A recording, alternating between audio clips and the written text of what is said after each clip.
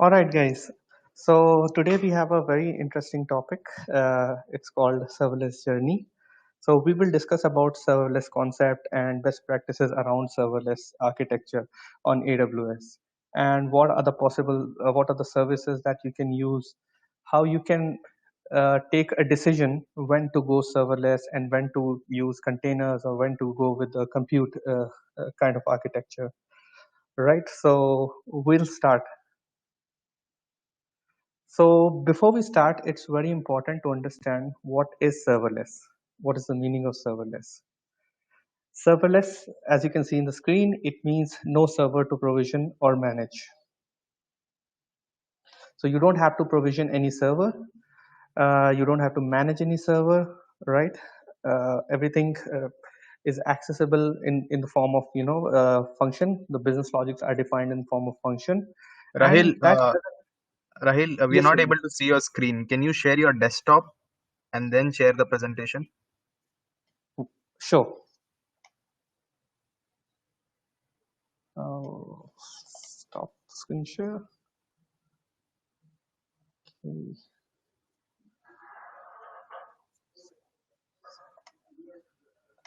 So entire screen. All right. Yes, Is we it can now share. Yeah, we can now see your screen. all right? So thank you, Janet. Thanks for your confirmation. So we'll continue. I'll just hide this message. All right. So serverless, as we discussed, it means you don't have any servers in the backend to manage or provision, right? So no servers to provision or manage. Everything is available in the form of function. So you can define your business logic in form of function, and there can be triggers to those business logic, which we'll discuss in the upcoming slides. Serverless means it scales with usage, so you don't have to worry about scaling of your business application because it scales automatically and scales with usage. So you don't have to guess capacity. So if you have 1 million user in one day, it will scale, and if you have 100 users in a day, it will scale automatically. You don't have to provision and manage any capacity. Another advantage with serverless architecture is that you never have to pay for any idle resource. So for example, in traditional architecture, if you're running on containers or if you're running on a virtual machine, so if a virtual machine is idle, and let's say if there is no active user on the web server, you still have to incur the cost for the virtual machine, right? It's running in your data center. You will incur a cost. But with serverless, since it is invoked when there is a trigger, and if there is a no trigger, that means you don't have to pay anything. So you will never pay for any idle resource.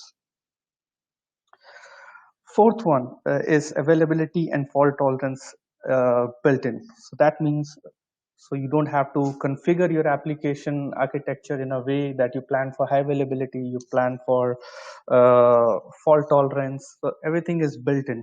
So you don't have to design your application in such a way that different components don't have to be are not, since they are not behind a virtual machine.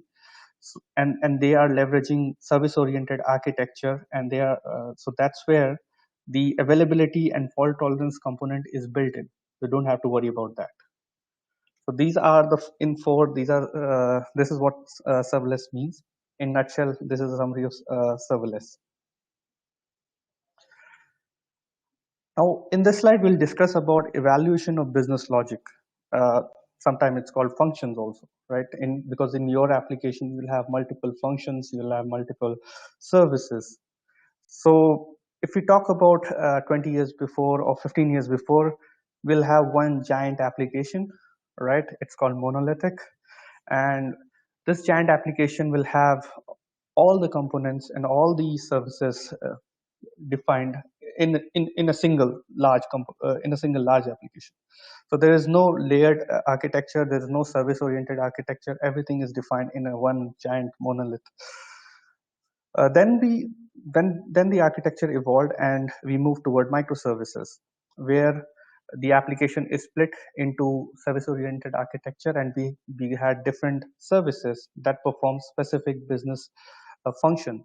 For example, order can be one services. If let's say you have a mobile application for ordering, order can be one of the services. Payment can be another microservice. Then user registration can be another microservice. So in that way, we got rid of this monolithic architecture and we moved more towards service oriented architecture. This was pretty good because it gives developer flexibility to use uh, a multiple language or multiple platform. It allows developer to use the language which they are comfortable with, and also it decoupled the whole uh, application. So if you have, let's say, if your user registration service is not available, will not impact your uh, uh, payment or billing service because it is completely independent, right? So it's all driven by APIs. So in a way, we decoupled the architecture. But now we are into functions, and we define everything. All the business logic goes into the function. Services, microservices, well, you can run on microservices on container. You can run microservices even on virtual machines also, technically. However, it's not recommended. People prefer to run microservices on container. But technically, you can run microservices on compute layer. But if you think about microservice, you still have a resource to manage, right? Even though you're running containers, you still have underlying compute layer which is utilized. And if let's say you have less traffic, or if you have no traffic at all to your application, then also there is a cost which you incur. But when we move to function driven architecture or event driven architecture, then uh, then it's real serverless. We don't have a compute layer to manage, and it works on events and triggers, which we'll discuss in the upcoming slides. So splitting a monolithic application or monolith 10 years ago, this is how your application looked like 10 years ago. So it's a one giant application, and it has everything defined. All your services, all your business logic, business functions, everything is defined in a big monolith. Right. So what we did 10 years ago, we split that monoliths in the form of XML and SOAP. So yeah, so we split that application in form of XML and SOAP. And SOAP is Simple Object Access Protocol, which is a standard-based web service access protocol that has been around for quite a long time. So originally it was developed by Microsoft, and SOAP isn't as simple as the acronym would suggest. So there are complexities around SOAP, and SOAP integrates with XML. And if you are from a developer background, so you would understand XML is not lightweight like JSON. So there are dependencies around SOAP also. But the good thing is we were able to split the monoliths into different components, and we call those components via SOAP. Now, 5 years ago, again, we had this monolith split, but we split in a different way. This time we use REST APIs and JSON, and JSON is a lightweight. It avoids the complexity of platform compatibility. It addresses those issues which we faced with SOAP libraries like platform compatibility. We got rid of XML, and now we have support for JSON. So it really allows us to do fast binary encodings, and we were able to serve different services of our application in a much efficient way. So it all boils down to microservices 5 years ago. And if you see those circles, these are actually microservices, and you can see how they are interconnected. Because that's the whole idea of using microservice. We split the whole monoliths into multiple services. So we decoupled the whole architecture. We reduced the dependency. We reduced the dependency, as well as we gave flexibility to the developers so that they can use their preferred platform to build services, right? So it really enhanced the way developer can build application and the way they can create services. Now, if we talk about microservices with context to AWS, so there are multiple services around this architecture, and these are the standard building bricks services which provides standardized platform capabilities. So there are different services here, which is API gateway, which will be your front end to your application. You have Amazon SQS, which is your queue system. So, and then you have DynamoDB, serverless database for storing the data, right? You have Kinesis for streaming services. If you have to stream data, you can use Kinesis. And then you had SNS for notification, and S3 for serverless object storage. Now, how it works is we defined business logics, which is your business functions, which does a specific job, and we created services around that, right? And each business logic can communicate with other business logics as well. And we glued between the bricks. We created connections, and these are basically REST API calls, basically, which actually glued all the business logic together. And then we replaced those business logic with Lambda function, and we moved to event-driven architecture, right? Where Lambda performs execution, runs a code which we need for the application execution, and there are triggers to Lambda. There can be multiple triggers, and we select the triggers based on our requirement, and we linked these business logic together. So if business logic A, I'm just giving you an example. If let's say user registration is completed, go to the shopping page. This can be one example, right? So like that, different Lambda functions are created, and they talk to different business logic, right? So different Lambda function can communicate with each other and performs specific action based on the application requirement. So microservices to ephemeral functions. So everything, as you know, it's front end by API gateways. API gateway would be fronting our application. It will be in front of our application, and when a user hits the gateway, so API gateway has the capability to invoke Lambda function, and that Lambda function again does processing, executes a code, and it can actually pass the result to a queue. So it can pass the result to an Amazon SQS. Similarly, we can have another set of Lambda function, again fronted by API gateway, which stores information related to the application in our serverless database, for example, DynamoDB. And there can be multiple Lambda functions, there can be multiple business logics, right? And ultimately it stores our data to DynamoDB. So integration, the important point here is the integration between API gateway, right, Lambda function and DynamoDB is pretty much possible. So you have the application, which is again fronted by an API gateway. Then there is a layer of functions which performs the activity, performs the business logic, and then ultimately when the processing is done, there are results which is generated, and these results can be stored in Amazon DynamoDB, which is again a serverless database.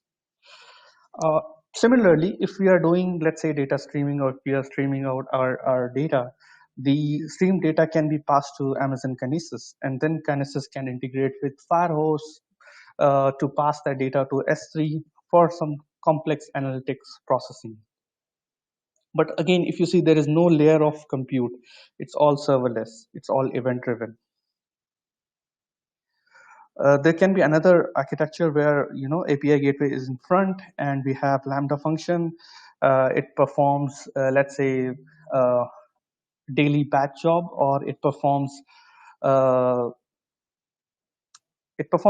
activities related to, let's say, to make like to consider a simple example, it takes a daily snapshot of your virtual machines, and then after completing this event, a notification can be triggered itself from the Lambda function. So it integrates very well with SNS and S3 also. So S3 example could be, let's say, if a user uploads a file to S3 bucket, and that file, let's say it's an image, and we need to crop that image, or we need to create uh, we need to, let's say, have a specific resolution for that image. So Lambda can run a code to perform that task, and the desired output can be stored in S3, which is serverless object storage.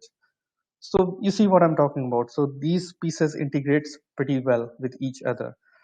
There are different services with which our serverless architecture can be integrated, and we'll talk about those services. But what happens when you don't need to run uh, the application, and when your application is inactive? Let's say at night nobody uses your application. So what happens? The good news is, if your system is idle, it shuts down and costs nothing to run. So the only cost you will incur when you actually use the application, when you actually run the application, and when you actually make use of the serverless components, then only you will be charged. Right? Very efficient way. So serverless application and event-oriented architecture, there are like a couple of things which we need to understand related to serverless applications. There are three components. One is the event source. What is the source of your event? So the source could be any change in the data state. So if your data state changes, that can be a trigger, and it can invoke a function to perform a specific uh, activity, to perform a specific job. Your event source could be, request to endpoint. So if you are making a request, if, let's say, if something is not found in a particular service, and you want to redirect that service to another endpoint, then also this can be one of the trigger. This can be one of the event source. Or any change happen in the resource state. This could be, let's say, for example, your EC2 instance state changes from running to stop.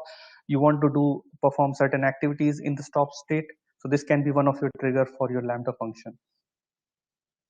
And Lambda function supports a number of languages. It's not like only one or two languages are supported, but there are a whole bunch of languages which are supported: Node.js, Python, Java, C#, Go, PowerShell, Ruby. And even if those languages are not listed, if some of your languages are not listed, Lambda function has come up with a release where you can run your custom framework on Lambda, even if it is not listed. So you can do that. But anyways, most of the popular languages are already covered for the Lambda function environment. Now, when the Lambda function is executed and when the code is actually run, you want to send the output to a particular service. Maybe an output has to be saved into a database, right? So that's where you will integrate the function to other services. For example, your Dynamodb could be one of the service. Your S3 can be one of the service. So it all ties up with the Lambda function. So first one would be your trigger, your event source. In the middle, you have function, which actually does all the heavy lifting, and it performs the business logic. It actually performs. It actually runs the code to perform a business logic requirement, and then the output can be saved in a database or in a object storage or any other services. Right. So these are the three important component about serverless application. Right. So serverless is an operational model that spans many different categories of service.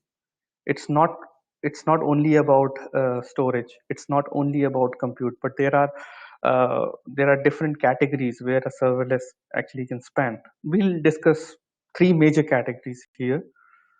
There are a lot more. For example, if you're an analytics, you can expand your serverless architecture to analytics, to BI, to to uh, to IoT, let's say. So you can definitely expand your serverless architecture to different categories. But here we'll talk about compute, data store, and other integrations, because these are primarily what you're going to use in day in and day out. So in compute, if we talk about, you have Lambda, you have AWS Fargate. Lambda, we know you can run functions and you can have a trigger to those function, and it performs uh, it it performs your business logic. Business logics are actually defined in the function. We have AWS Fargate, which allows you to run containers on AWS without managing the capacity. So with containers, you need to manage underlying capacity or the compute layer. But Fargate allows us to run containers as if when we need. So you don't have to manage the underlying compute layer; it scales automatically. So compute management is on AWS with Fargate. So that's where it becomes serverless. Now we talk about data stores. AWS have services for the data stores. The most popular is Amazon S3. Everybody knows about S3. It's a very popular. It's a popular storage to store objects. So you can store objects in S3. You have Aurora Serverless. So Aurora, if you know it, you can have a MySQL compatible or PostgreSQL compatible database running on AWS. But the good thing about Aurora Serverless, it's actually serverless. So you don't have to guess the capacity. So it scales on demand. The other popular data store service could be Dynamodb. We all know about Dynamodb. So Dynamodb allows us to create tables, and you can have you can store data in a key value pair. So NoSQL compliant database on demand. So it's completely serverless again. There's no compute layer. And this architecture can actually integrates with API gateway. With SQS API gateway, we saw already you can front end your application with API gateway, Amazon SQS, SNS, step function, or even AppSync. If you're a developer, you understand AppSync, right? So there are integrations possible with serverless architecture, and some of them we discussed here. So let's focus on compute for now. So if you have a Lambda function, Lambda it's serverless, it's event-driven code execution. That's the key thing about Lambda. So first is serverless, second is it's event-driven code execution. So there has to be an event, right, which triggers the Lambda function and then it executes. So Lambda is short-lived. So you can't run Lambda function for a very long. It's a short-lived. Whenever something happened, it executes a code. That's it. All languages runtimes are supported with Lambda. So there are runtimes for Node.js, Java, all the languages, popular languages are supported. So data source integration is another key feature of Lambda. So you can have multiple integrations with different data sources like S3, Dynamodb, which we discussed in the previous slide. It's fully managed infrastructure. So you don't have to manage anything in Lambda. You're just worried. You just take care of your code. You write your code and you execute it. It's a fully underlying infrastructure, and everything is fully managed by AWS. All right. So the question could be, well, then how Lambda is different from AWS Fargate? Well, Fargate, if you ask me, it's a serverless compute engine for containers. So Fargate allows you to run containers, whereas Lambda allows you to run function, right? So when you run containers with AWS Fargate, you don't have to manage the capacity and everything. Underlying infrastructure would be managed by AWS. So it is recommended for long execution. So if you have a long running application, you have a consistent traffic to your application, probably you can use AWS Fargate because it's better suited for this such type of requirement. You can bring existing codes. So if you have a container, you have packaged everything in a container, let's say on an on-prem environment, you can bring that container, you can run it on AWS Fargate. AWS Fargate, again, is fully managed orchestration. So you don't have to worry about orchestration layer at all. So it's all fully managed. And It's again for the cluster scaling and everything, it's taken care by AWS. That's why it becomes serverless, because you're not managing orchestration, you are not managing cluster scaling. So it means it's serverless, right? So here are some of the ideas on selecting containers. When do you want to, choose containers, and when do you want to choose Lambda? We'll discuss Lambda in the next slide, but in this slide, let's talk about containers. When actually do you want to select containers? When you need lower startup latency, when you have a low latency requirement, probably then you can select containers. Containers are suited for long running compute jobs. So if you have a compute job which takes more time to run or to execute, if you have a batch job that takes more than an hour to complete, you are well suited or well advised to use containers, not functions, because Lambda, we'll see in the upcoming slide that it has a limitation. The execution has to be completed within 15 minutes, right? Whereas if you have a long running compute job which needs more than 15 minutes to complete, you're well advised to use containers. With containers, it is ideally suited for a predictable workload, predictable traffic, uh, right? And even if there is a high traffic, the containers have the capability to scale in, and it's automatic. So if you need persistence of data, if you want to store data permanently, right, related to your compute jobs, you can again go with containers. When you want is something different. Need is like when you need to particular features, particular requirement is there. So then we discuss those requirements. But when you want complete control of the compute environment, this is something which you cannot do with Lambda. For some reason, for some legacy application, you might have to tweak your compute environment, right? Maybe you have to change some variables. Maybe you have to make some changes at the operating system level to make that application run. If you have such type of requirement, again, container is well suited, because you can take complete control of your compute environment. But you should not go with container just for the sake of control. That's another important point. So if you really want uh,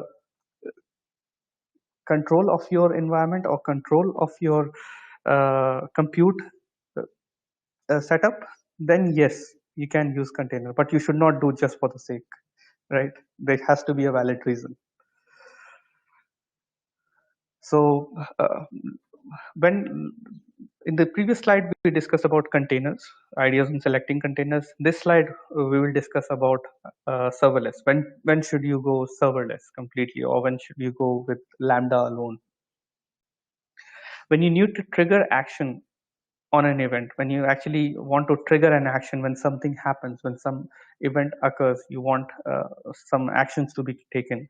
For example, if you have a log related to a security uh, security breach, you want to take some action, right? Then you would go with Lambda, or then you will go with serverless. Support for varying utilization. So if you have a varied utilization, you really don't know uh, the capacity that you need, right? You don't want to guess the capacity, and you really don't know how popular your application can become. When you don't know about actual utilization, and your utilization is actually varying, then you're well advised to go serverless. Serverless also has the ability to handle unknown demand. So if there is a sudden spike in your application, serverless can easily handle it with minimal user intervention or no user intervention, because it scales automatically. When you want to quickly prove business value, you want to test out a business logic very, very quickly, and you want to get up and running very, very quickly, and you don't have time to manage infrastructure at all, you should go with serverless. Or when you want to uh, when you want to hand over the operational complexity, or you don't want to manage the uh, infrastructure at all, or you don't want to get involved in the operation side and you want to offload that to AWS, then probably you can go serverless again. And another reason which is not listed in the slide, it could be when when you have an application and you get unpredictable demands, and your application again becomes unstable, or you get lesser requests at night. So to optimize that cost, probably you can go serverless. So this will give you good saving, and you make fewer decisions with serverless architecture. So this slide actually shows you the decision tree, when to go with Lambda, when to go with ECS, which is container service, and when to choose AWS Fargate, which is serverless container. It's a service to run containers on on a serverless basis. So this decision tree can be very helpful to take decision. For example, if you have a runtime environment which is compatible with Lambda, if you have .NET, if you're running .NET Core, Java, Python, then if the answer is no, you don't have a compatible environment, immediately you should select an orchestration portability or an open source platform like EKS or ECS, right? If your deployment package size is 50 MB is equal to 50 MB or less than that, probably then you can go with serverless approach or Lambda. If your desired runtime is will be less than 15 minutes, if you require 3 GB or lesser memory, and if you require inter-container communication, or if you do not require, sorry, inter-container communication or storage intensive workload, then probably you'll go with Lambda. With inter-container communication, since if you need, let's say, a function or a business logic has to communicate with another set of container, probably you're better off using ECS container service or Fargate rather than Lambda. So Lambda, in a nutshell, it's well suited if you have a deployment package of less than 50 MB, if you want to complete code execution within 15 minutes, if you require less than 3 GB of memory for running the function, and if you do not need any communication with any of the container, then probably Lambda is a great choice. Let's say in any of these use cases, or if any of these conditions are not true, if you have more than if your deployment package is more than 50 MB, or if you need more than 15 minutes to execute a job, you are well suited to use either ECS, EKS, or Fargate. So I guess this decision tree will be very helpful for you. uh, Keep in mind, this is I have covered most of the conditions, but there could be sometimes there could be custom requirement. So forgive me if we haven't included any a custom requirement, because application requirement can vary. You can't have all the requirement inside a decision tree. So sometimes there could be different requirement, or can be a custom requirement for an application which compels you to use one over the other. So excuse me if it is not included in the decision tree, but these are primary drivers. These are your primary drivers which helps you in taking decision. Now, how to use both? The question could be, let's say if you have a application and you want to use both containers as well as event driven architecture or Lambda, how can you use both?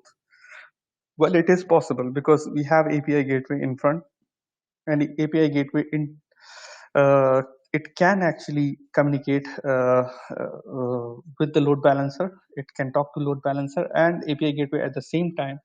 It can redirect traffic to your Lambda functions. So invocation also can happen with API gateway. Your functions can be invoked with API gateway. So what happens is, in this case, API gateway will communicate with load balancer, and load balancer will do the load balancing of containers. Uh, Port mapping. If you have done port mapping for the containers, it can be load balance. So load balancer will be in front, and it can redirect request to API gateway. And you can have your business logic defined in the form of container as well in the form of Lambda function. So if your business logic supports the environment or the platform, then yes, you can use both. So in the later case, API gateway can invoke Lambda function, and Lambda function can be invoked with the can be triggered with the help of an event. So if there is any event happened, Lambda can be executed. Lambda functions can run, completes the job, and your business logic would be complete, right? So it is possible. The bottom line is it is possible to use both containers and function in an application. So transition and to use event driven architecture could be challenging initially, at least the starting point, because you have to define your services very clearly. Your business logic has to be defined very clearly. So your application architects, basically, they will help you in creating those business related services. There'll be a set of services will be defined, and there will be libraries and frameworks on how you can access those services, or how one service can communicate with other services, maybe through REST APIs or through some other methods. So that call will be taken care by your application architects, and they will help you in creating application related services. So at the starting point, it is very important to define your services clearly. What services has to be like these. If you remember the previous slide, these are the microservices part that we talk about. So your services has to be broken up clearly. So you have a big monolith application, it has to be broken into services. So the first step is services has to be defined very clearly, and it should be able to one service should be able to call other services, so it should be well connected. Now in the monolith relational database, again we will try to split that database into multiple service related databases. So we'll come up with stored procedures. So your procedure will be stored in different manner in a database, not in a whole single monolithic relational database. So you'll have different database layer for different services. Now, a highly coupled build and deployment will be able to orchestrate my whole cycle. So when I'm able to use microservices, I should be able to build, test, and deploy application changes as fast as possible. So that's where we can use the CI/CD integration, and we can ensure that the application changes and application updates can be rolled out very quickly, and in the and requires no human effort, or it can be rolled out in an automated manner. This is a good practice to have a highly coupled build and deployment architecture. So again, CI/CD integration will also come in this layer. So generally, transition from monolith to microservices doesn't happen very quickly, because it takes time. So you have one monolith, whole big monolith application, and you introduce microservices. So you moved one or two business logic into microservice, but again, rest of the application are packaged in that whole big monolith. So slowly, as you can see in the slide, we do the transitioning. We move away from monolith and we transition our application into microservices architecture. And this should be our final goal, basically, because the advantages we already know with microservices are plenty. So with a decoupled architecture, there are a lot of advantages. And it is easy, believe me, it is very easy to identify and as work on an issue if something happens. And it with microservice architecture, we can easily isolate and work on a particular issue. With monolith, it's extremely difficult to find out what actually happened inside our application, why our application is broken. But with microservice, troubleshooting it's easy. Now, with all this, you can't move fast if you can't measure what's going on, right? So this means monitoring is a very important aspect of serverless architecture. So if you can't measure, then you cannot move fast. As simple as that. So never ever ignore monitoring aspect of serverless application. It's really important. So having with this, AWS actually provides built-in metrics in CloudWatch uh, for for serverless application monitoring, and these are very good metrics and will give you a good insight of what is happening inside your application. For example, if we talk about Lambda, we have built-in metrics for invocation count. How many invocation happened to Lambda? What is the invocation duration? What is the error that we got? Throttled invocation, iterator age, etc., etc. So they are like critical metrics related to Lambda are built in. So these are out of the box. So you will get a very good dashboard view, and you can see what's going on inside your application and inside your Lambda function. Similarly, for API gateway also, there are 7 very important, very useful metrics that we can get in CloudWatch out of the box. So these are API call counts, because remember, if we have to, uh, do the costing for a serverless architecture, we should know how many API calls are made, right? uh, how many invocations are made. So this actually helps you, the monitoring tool and the built-in metrics actually help you in identifying those key metrics like your API calls count, your latency, 4xx, 5xx errors if there's any, integration latency, cache hit, cache miss. All these metrics are very critical, and the good thing is it's built in, so you don't have to do any extra effort, to get those monitoring statistics. So API gateway custom access logging will look something like this. So you can see a detailed log example where you will get the request ID. You can even get the IPs. You can find out who the caller is, the user is, what time the request was made, what is the method used, what's the path for API gateway, what path you have been using, what is the status. So status 200 indicates everything went well. A protocol that was used, so HTTP 1.1, and your response time. So these are a lot of information, and these are very helpful information. If you ask me, it helps me, to figure out if there is any error, or if I get a different status code, HTTP status code. I can drill down into the logs, and I can see what is happening. Right. This is just to give a view how logging happens for the serverless architecture, especially with the API gateway. Similarly, for your Lambda function, you will get a dashboard view of something like this, like how many invocation of Lambda happened, what is the duration of those invocation, was there any error for Lambda function, throttles, count, 4xx errors, a lot of information, right? Which actually helps me in understanding if my application actually scaled to that level or not. So this is again a proof. And with all this, we also have X-rays. X-ray it's again a monitoring service uh, which builds a hop by hop, which does a hop by hop analysis, and it actually identifies where the problem is. So if you make a request, it goes through API gateway, goes to Lambda function, and then the results are stored to Dynamodb. So with X-ray, it is possible to trace the whole route and to find out where the error is and what actually is causing the bottleneck, right? So with X-ray, it traces requests made to your application. So a trace will be created.